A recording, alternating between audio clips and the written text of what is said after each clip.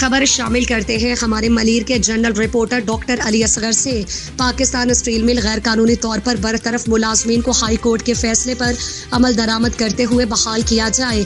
रिहायशी कॉलोनी में गैस बहाल, रिटायर्ड मुलाजमीन के वाजबात की अदायगी और स्टील मिल की बहाली के मुतालबात, अमली इकदाम न होने पर तशवीश। Pakistan steel mill progressive union के जनरल सेक्रेटरी नवीद आफ्ताब ने पाकिस्तान स्टील मिल के चीफ एग्जीक्यूटिव ऑफिसर CO से मुतालबा किया कि रिहायशी कॉलोनी में गुज़श्ता 2 सालों से बंद गैस की फराहमी को फौरी तौर पर बहाल किया जाए। रिटायर्ड मुलाजमीन के वाजबात की जल्द अदायगी को यकीनी बनाया जाए और पाकिस्तान स्टील मिल की बहाली के लिए अमली इकदाम किए जाए और हाई कोर्ट के फैसले पर अमल दरामद करते हुए गैर कानूनी तौर पर बरतरफ मुलाजमीन को बहाल किया जाए। नवीद आफ्ताब ने अपने बयान में कहा कि पाकिस्तान स्टील मिल की रिहायशी कॉलोनी के हज़ारों मकीन 2 सालों से गैस की सहूलत से महरूम हैं, जिसके बायस उन्हें शदीद मुश्किलात का सामना है।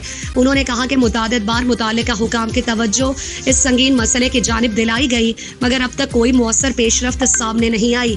उन्होंने मजीद कहा कि रिटायर्ड मुलाजमीन कई बरसों से अपने कानूनी वाजबात के मुंतज़िर, लेकिन बारहा ऐलानात और यकीन दहानियों के बावजूद अदायगियों का अमल मुकम्मल नहीं किया जा सका, जिससे साबिक मुलाजमीन और उनके खानदान शदीद माली मुश्किलात का शिकार हैं।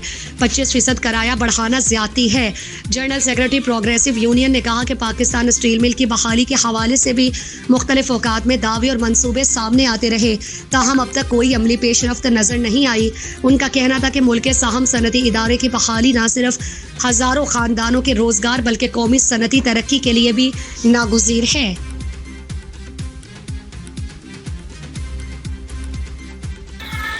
हाँ नवीद भाई, ये पाकिस्तान स्टील मिल के नए CEO आए हैं, इनके 25% बढ़ा रहा है और गैस भी बहाल नहीं हो रही है। इस पर आप अपने ख्यालात का इज़हार करें। बहुत शुक्रिया। सबसे पहले तो मैं A1 TV का शुक्रगुजार हूँ और बिलखुसूस असगर भाई आपका कि आपने वक्त में से वक्त निकाला और जो स्टील मिल के वक्त हालात हैं, बिलखुसूस जो आपने अभी जिक्र किया, जो हमारे नए CEO साहब जो तैयार साहब जो आए हैं, आए हुए भी इनको टाइम हो गया है, 2-2.5 महीने हो गए हैं इनको, और आते ही इनके जो कुछ इक़दामात इन्होंने उठाए हैं उससे एक स्टील मिल के मेहनतकशों को कुछ उम्मीदें भी इनसे वाबस्ता हुई हैं, जैसे कि लोगों की जो तनख्वाहें स्टाफ की हुई थी, जिन लोगों ने गारंटी दी थी मकानों की, टाउनशिप के मकानों की जो आदर सरस मुलाजमीन थे, जिन्होंने आते ही जब इनकी नॉलेज में लाया कि ये बात, तो इन्होंने आते ही ये चीज़ें, इसके अलावा कई इक़दाम इन्होंने अच्छे उठाए हैं और कोशिश भी कर रहे हैं कि कोई बेहतरी की तरफ बात जाए। लेकिन हम ये समझते हैं कि चीज़ें ताख़ीर का शिकार हो रही हैं। CEO साहब की नीयत पे हमें शुबा नहीं है, लेकिन हमने पहले भी ये गुजारिशात रखी थी कि डिले टैक्टिक्स की जा रही है। CEO साहब की खिदमत में हम ये गुजारिश रखना चाहेंगे कि CEO साहब स्टील मिल के लोगों के साथ जो हालात बने और जिस तरीके से स्टील मिल के मुलाजमीन को बरतरफ किया गया, जिस तरीके से उनको निकाला गया, पाकिस्तान की पूरी हिस्ट्री में इस तरह की सूरत हाल कभी नहीं हुई। हमेशा जब भी अगर कोई इदारा ने प्राइवेटाइजेशन होता है तो उसकी एक पूरी पॉलिसी है निजकारी की, उसके तहत लोगों को ऑप्शन दिया जाता है उसके हिसाब से। यहाँ तो लोगों को जबरी वाटर बोर्ड ने हमें दे दिया, लेकिन गैस अभी तक जो है वो बहाल नहीं हुई है। हमारी आपसे ये गुजारिश है कि स्टील टाउन की गैस जो है इसको भी बहाल किया जाए, सुन सदरन के हवाले किया जाए गैस के मामलात को। इससे पहले ये ऑलरेडी इस पर काम हो चुका है, फिर पता नहीं क्या वजह हुई कि वो काम उसका स्टॉप हो गया।